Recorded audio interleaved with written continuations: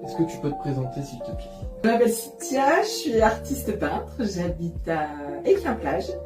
Je me suis spécialisée dans le portrait à l'encre et de temps en temps je fais des fresques dans les hôpitaux, des choses. Et puis je donne des ateliers, je fais des cours.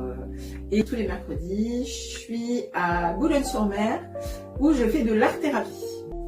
Quand tu dis des fresques, quand même tu travailles pour les hôpitaux et tout, c'est via des associations ou... Là, j'ai été contactée par l'association OSE, qui est une association de médecins, infirmières, de personnes dans le médical, qui finance des projets pour aider les gamins hospitalisés à l'hôpital de Boulogne, justement.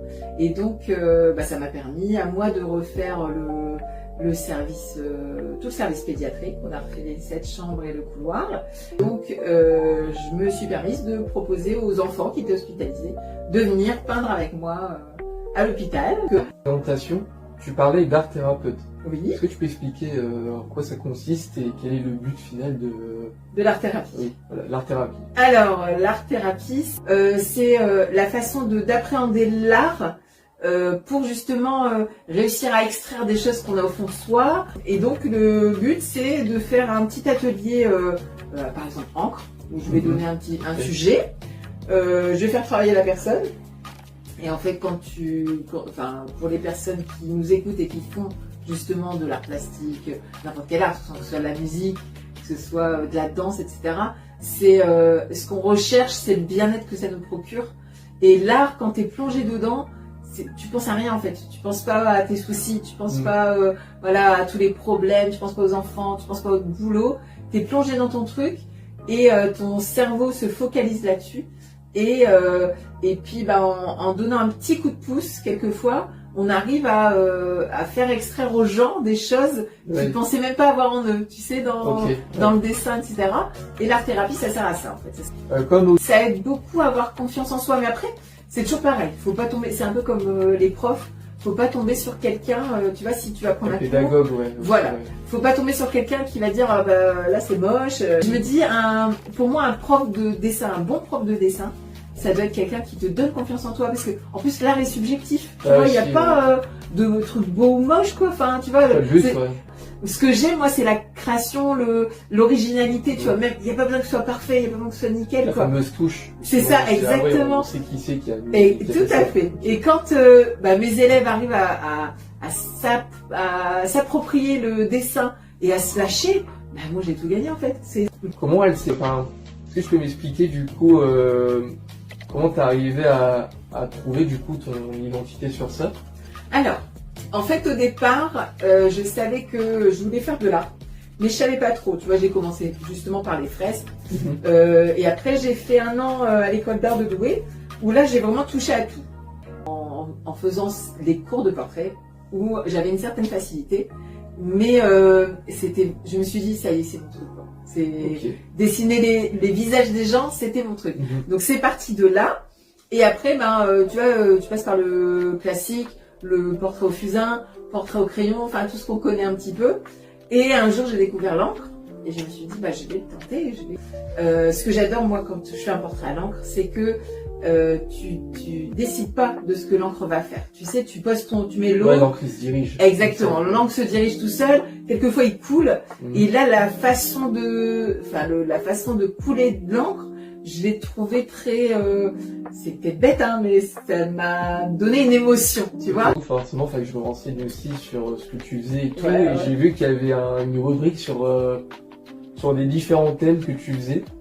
Je vois qu'il y avait les portraits, il y avait aussi Tim Burton. Ouais. Vu. Enfin, pour ne citer que ceux-là. Ouais. Est-ce que tu as des préférences dans ces thèmes ou t'aimes tout en général? Non, je crois que mes préférences, c'est vraiment Tim Burton. Tu vois, t'as mis le doigt dessus. Je suis archi fan de son univers, tu sais, un peu sombre et en même temps fantaisiste, tu vois, fantastique, enfin voilà. Ça j'adore. Et c'est là le côté un peu rétro. Ce qui me rappelle moi mon enfance et mon adolescence, tu vois, les films des années 90, les Goonies, Retour vers le futur, enfin voilà, tu vois. Classique, Voilà, les classiques de mon adolescence, Ça m'inspire énormément. Enfin, j'ai vu du coup que tu avais plusieurs ateliers. T'en as à Ardelot. Ouais. T'en as à Boulogne. Ouais. Je crois que t'en as un autre, je sais. Et j'en ai fait à Marquise. Ok, Ouais, voilà. ouais. Donc à Marquise, c'est des ateliers où on essaye de voir avec Céline pour se trouver une date en commun pour proposer justement des ateliers dans sa boutique. À Boulogne, c'est l'art-thérapie. Tous les mercredis, je fais mes ateliers d'art-thérapie sur Boulogne, place de France.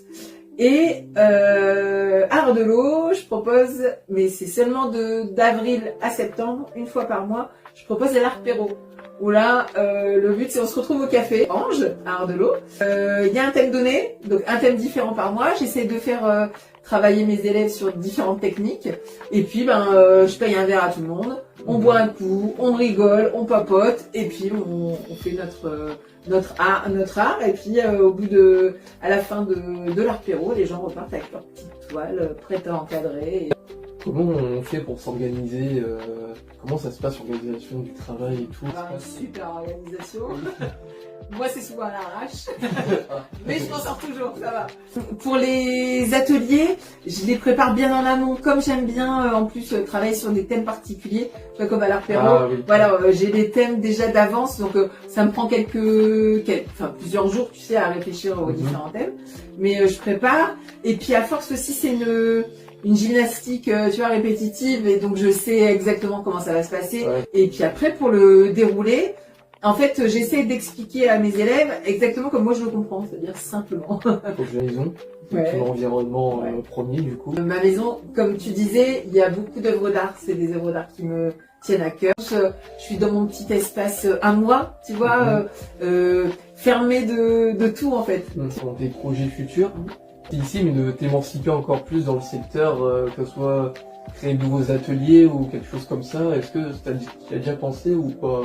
Ça te tracasse pas trop la tête? Ouais. Alors, déménager? Non. Non. Ouais. Je reste. Alors, ce sera peut-être pas équin, je pourrais peut-être pas rester là toute ma vie non plus.